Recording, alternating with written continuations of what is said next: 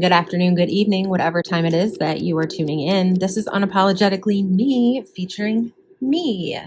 No special guest, just me. Welcome to everybody who is new here. Thank you so much for clicking on this video. My last few videos have not been face-to-face videos, but usually I try my best to be face-to-face. But so much is coming out and I just want to get it out. And honestly, the only place for me to record anything is out in my freezing ass cold garage in Chicago. So I'm out here freezing so that I can get this to you. To all my current subscribers, thank you guys so much for continuing to come back and to support me and to help me grow this channel. This video, I'm going to get really real with you guys and what I think. This is all speculation and these are just theories that are going on in my head. It's going to be flashing at the bottom of the screen throughout this whole thing that this is entirely speculation. This is what I think. Some of it is based on facts. Some of it is based on what we know, which is the best way to speculate. But some of it is based on things that I've heard that kind of makes sense.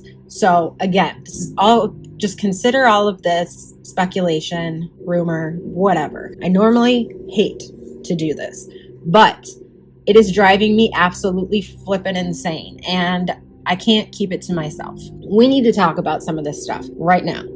In regards to a suspect, what have we been told? Not by the online rumor mill, but by law enforcement themselves during press conferences. We have been told very early on in the case that this murder was juvenile and sloppy. The police have said that they believe that this was a young male. They've said it is someone who's familiar with the house and the area and someone who was able to blend in that area. They've said it's a strong male. They've said that it's someone who probably isn't squeamish when it comes to blood. And we've been told that this person likely lived within the vicinity of 1122 King Road. We have been told about a Hyundai Elantra. So just off of those couple of things, and there's been more things, who checks those boxes? I want you guys to really think about that. A young, strong male, not afraid of blood or possibly used to blood or at least not squeamish. A young male who lives in the area who would have reason to target mainly Kaylee, which I'm basing off of her injuries alone that her father said the coroner told him about.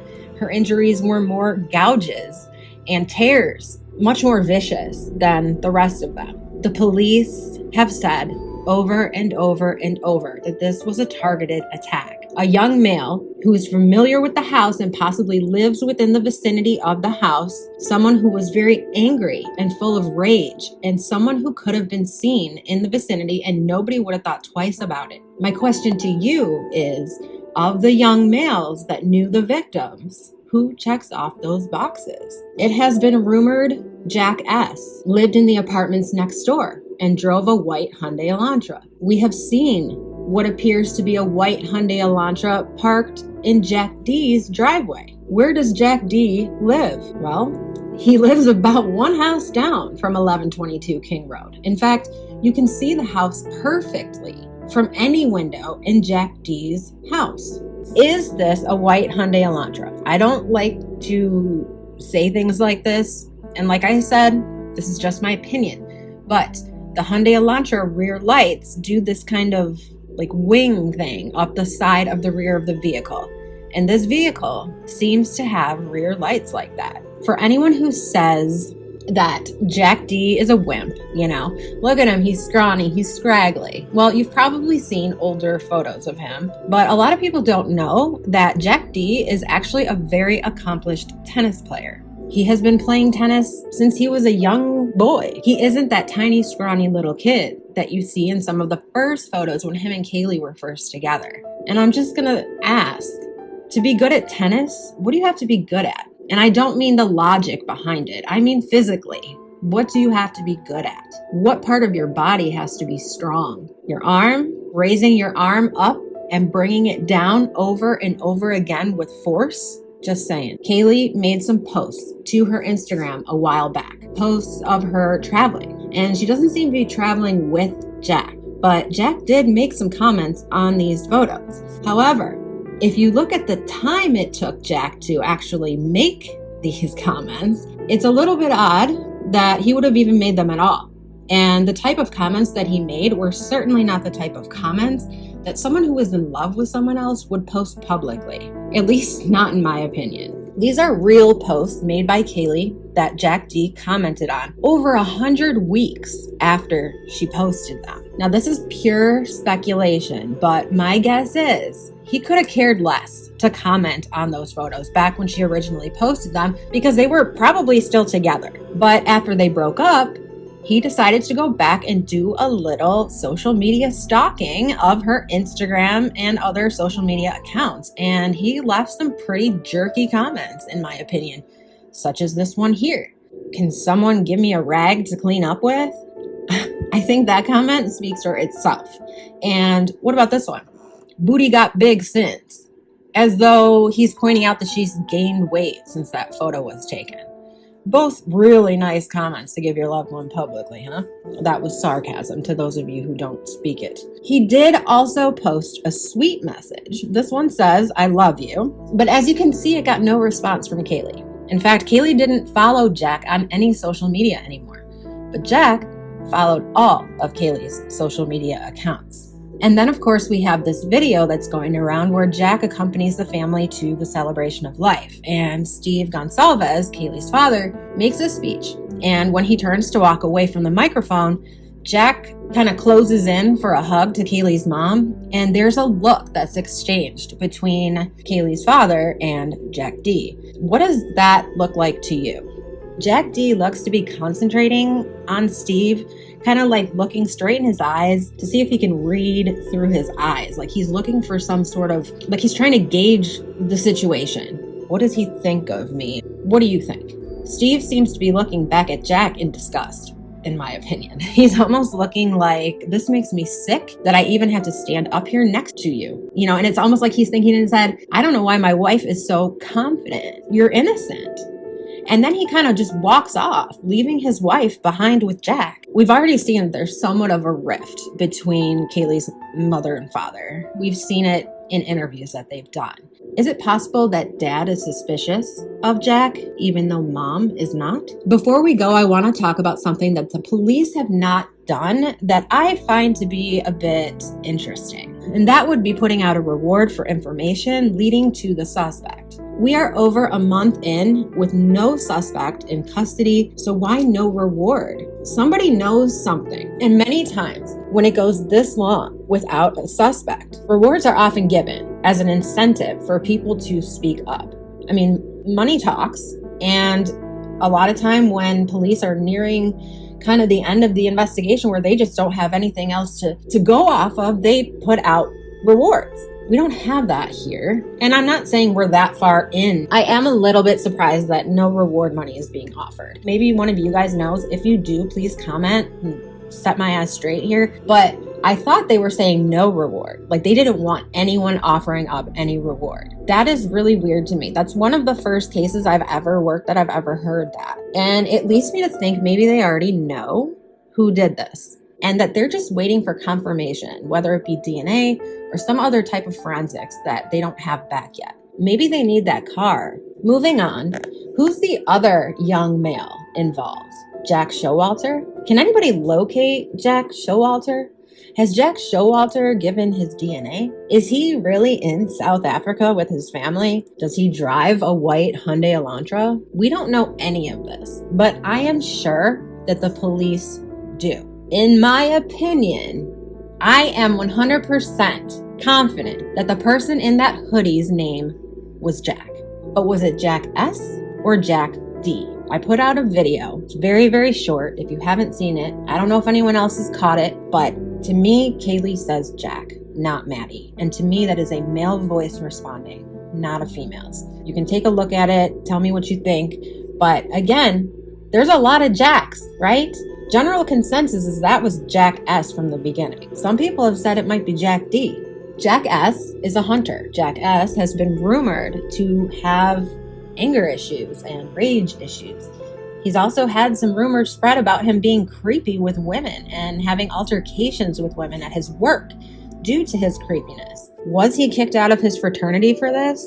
Is that why his parents moved him to the apartments next to 1122 King Road? Allegedly. Is Jack S. the one with the Hyundai Elantra that was driving down Taylor Avenue the night of the murders at 2:15 a.m.? Exactly 30 minutes after we saw him on the grub truck footage? And why does 30 minutes matter? Well, it would have taken about 30 minutes for someone to walk to the apartments on Queen Road right next to 1122 King Road. And Hoodie Guy left at about 1:40 to 1:43 a.m. So just do the math. Add 30 minutes to that. That's almost the perfect amount of time to get home and jump in your vehicle and take off.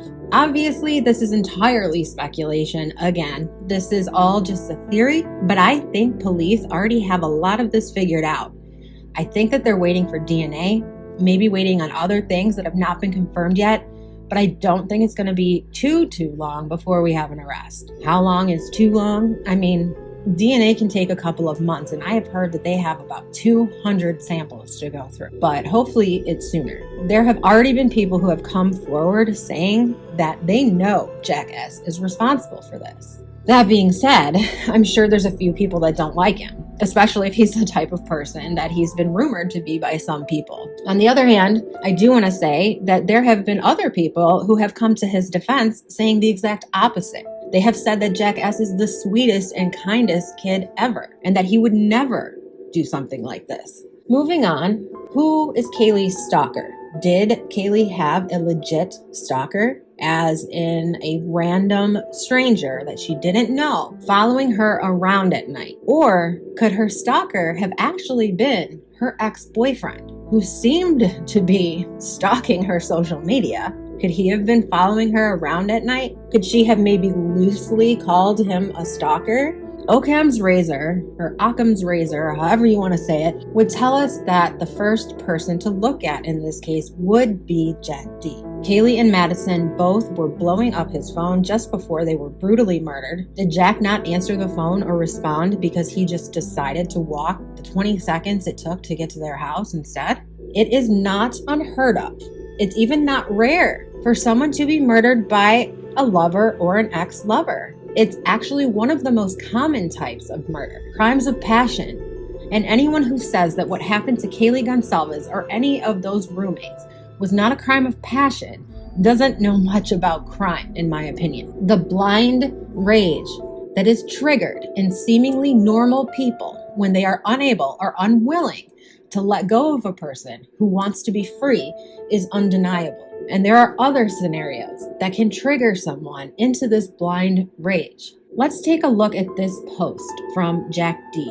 He doesn't mention a name, but the post reads, "I am physically and mentally addicted to you." Now those could just be words, it could be a figure of speech, but if not, that is not healthy. That is the type of thinking and feeling that causes many people to commit crimes. Aside from strangulation, stabbing is very personal. Many times it is likely committed by a sexual sadist who actually gets off on the penetration of the blade. In those circumstances, you don't see evidence of SA because they're actually getting off on the stabbing. It's also oftentimes committed by a scorned lover as a crime of passion. Who could have gotten in and out of that house without anyone paying any mind to it?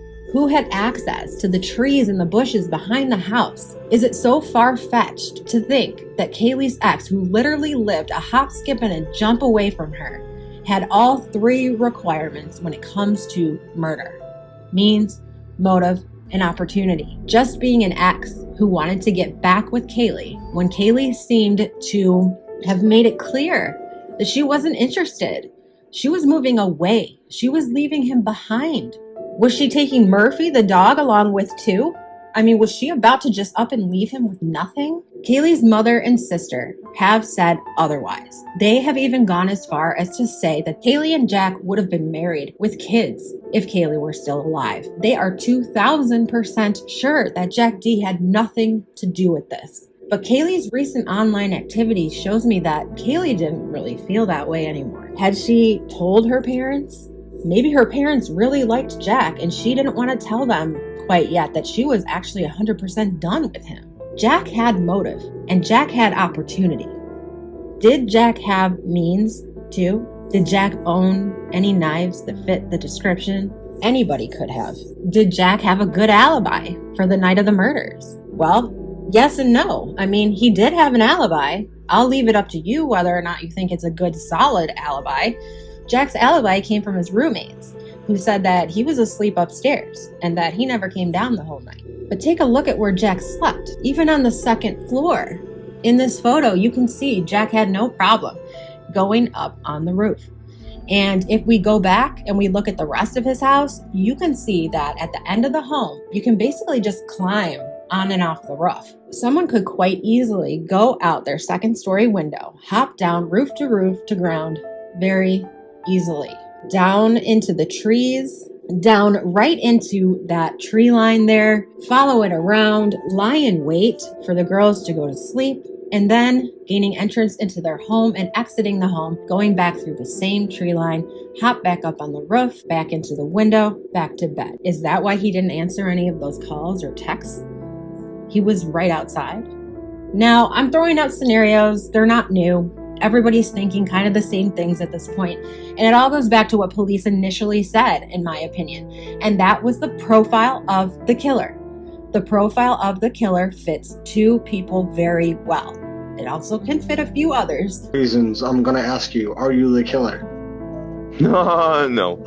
I think that's obvious to anyone who's not completely stupid or a flat earther or, I don't know. I guess it might look kind of crazy, just because of my life or whatever, but I don't know. The recent article too, I was looking at Fox News, they said, and like I said, I take everything the media says with a grain of salt, but they were saying that the knife was kind of like a loose term to describe it, because they're now like saying it's more of like a bigger, like blunt object from like a really strong man.